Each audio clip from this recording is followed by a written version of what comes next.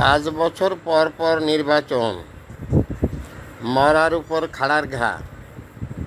আমাদের মতো দেশে কমপক্ষে 10 বছর পর পর নির্বাচন অনুষ্ঠিত হওয়া উচিত। কারণ 5 বছর পরে নির্বাচনে এক প্রার্থী হেরে গেলে পরবর্তী যে প্রার্থী আসে তার কাছ থেকেও আমরা একই জিনিসই পাই। অতএব আমাদের জন্যে কে হেরে গেল আর কে জিতে গেল এটা কিন্তু কোনো বিষয় না। বিষয় 10 বছর পর পর নির্বাচন হলে এটা ভালো হয়, যাতে রাষ্ট্রের টাকা কম খরচ হয়। আর রাষ্ট্রের টাকা যখন কম খরচ হবে তখন জনগণের টাকা কম খরচ হবে। রাষ্ট্রের যত বাহাদুরি, যত বিলাসবহুল জীবনযাপন, সব কিন্তু জনগণের টাকা। অতএব নির্বাচন যদি 10 বছর পর পর হয় তাহলে জনগণের জন্য একটা সুফল বয়ে আনবে, যে তারা কিছু কম খরচে 10টা বছর কাটিয়ে দিতে পারবেন। কিছুটা হলেও তাদের জন্য রেয়াত হবে বলে আমি viral sir Mohammad Fakhrul Alam master মনে করি। বিনা বেতনের পারিবারিক পাঠশালার শিক্ষক। মোবাইল কন্ট্যাক্ট নং 01935204804। এটা আমার বিকাশের নাম্বার। আমি একটি বিনা বেতনের পাঠশালার শিক্ষক। আর একটি কথা আমি বহুভাবে সরকারের দৃষ্টি আকর্ষণ করেছি। 350 আসনের পার্লামেন্ট বাঙালি জাতির জীবনে বড় বেদনাদায়ক, বড় পীড়াদায়ক, বড় কষ্টদায়ক। এই 18 কোটি মানুষের দেশে 64টা জেলার জন্যে 64 জন ডিসি সাহেব যদি রাষ্ট্র পরিচালনা করতে পারেন, তাহলে 64 জন এমপি মহোদয় কেন নয়? কেন 350 আসনের পার্লামেন্ট? কি দরকার আছে আমাদের এত পার্লামেন্টারিয়ানের? এগুলো হচ্ছে দলীয় লোকজন পুষে রাখার জন্যে। যেটা বিএনপিও যেটা মনে করতেন 350 আসনের পার্লামেন্ট বিএনপির সময় ছিল, এখন আওয়ামী লীগ ক্ষমতায়, এখনও 350 আসনের পার্লামেন্ট। এ ব্যাপারে আওয়ামী লীগ আর বিএনপির কোনো দ্বিমত নেই।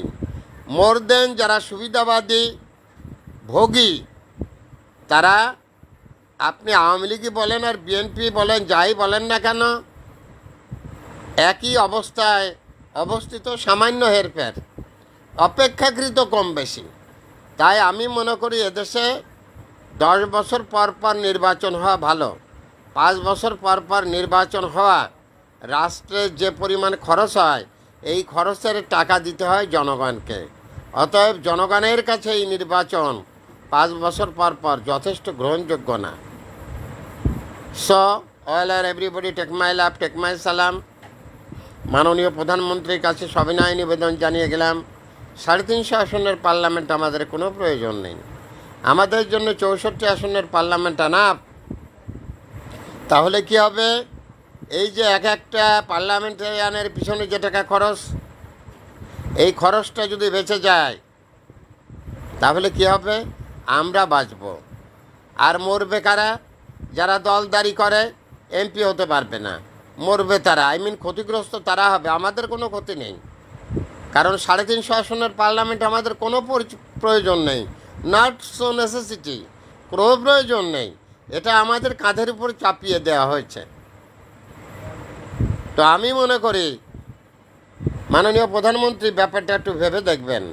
একজন এমপি পুষতে তার যে মাসিক বেতন, তার পাইক, পেয়াদা, উমেদার, দারোয়ান, ফুলবাগান মালি, কুক, তার ব্যক্তিগত দেহরক্ষী, মোট মিলিয়ে যে টাকা একজন এমপি মহোদয় খরচ করেন, এই 350 আসনের পার্লামেন্টের থেকে 64 যদি বিয়োগ করা হয়, বাকি যে পার্লামেন্টারিয়ান, এদের যদি পার্লামেন্টারিয়ান না থাকেন, তাহলে এই দেশের মানুষের বাঁচার একটা পথ হয়।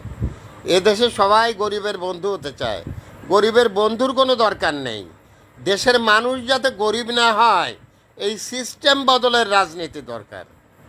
আপনারা গরিবকে উপকার করবেন, গরিবের পাশে দাঁড়াবেন, এটা করেন না। এজন্যই করেন না যে এটা হচ্ছে একটা ভেলকিবাজি। গরিবের পাশে কেউ নেই। গরিব বানানোটাই হচ্ছে একটা সিস্টেম। তো সেই সিস্টেম থেকে আমরা মুক্তি চাই। আমরা চাই 350 আসনের পার্লামেন্ট ভেঙে দিয়ে 64 আসনের পার্লামেন্ট বাংলাদেশে চালু করেন। এটা জনগণের পক্ষ থেকে তথা আমার নাগরিক অধিকার থেকে আমি মাননীয় গভর্নমেন্টের কাছে বিনয় অনুরোধ করে গেলাম। নিশ্চয়ই আমার এই কথাগুলো হাইকমান্ড বুঝবেন, দেশের সুশীল সমাজ বুঝবেন। দেশের সুশীল সমাজকেও কোনো দিন বলতে শুনিনি 350 আসনের পার্লামেন্ট দেশের জন্য নট সো অ্যাপ্রোপ্রিয়েট। বুঝি না, সুশীল সমাজের তো কিছু দায়িত্ব আছে, যারা বুদ্ধিজীবী তাদের কিছু দায়িত্ব থাকে, সেই দায়িত্বটুকু তাদের পালন করা উচিত। এদেশের জনগণ বড় অসহায়, নিষ্পেষিত, নির্যাতিত। তাই অনেক বিনয় করে মাননীয় প্রধানমন্ত্রীকে বলছি, মাননীয় প্রধানমন্ত্রী 350 আসনের পার্লামেন্ট ভেঙে দেন, 64 আসনের পার্লামেন্ট বানান। এদেশের মানুষকে মুক্তি দেন। গরিবের বন্ধুর দরকার নেই, মানুষ যেন গরিব না হয় সেই সিস্টেমে আপনি দেশটাকে পরিচালনা করেন। এটাই আমার অনুরোধ। Viral sir, thanks a lot all are everybody.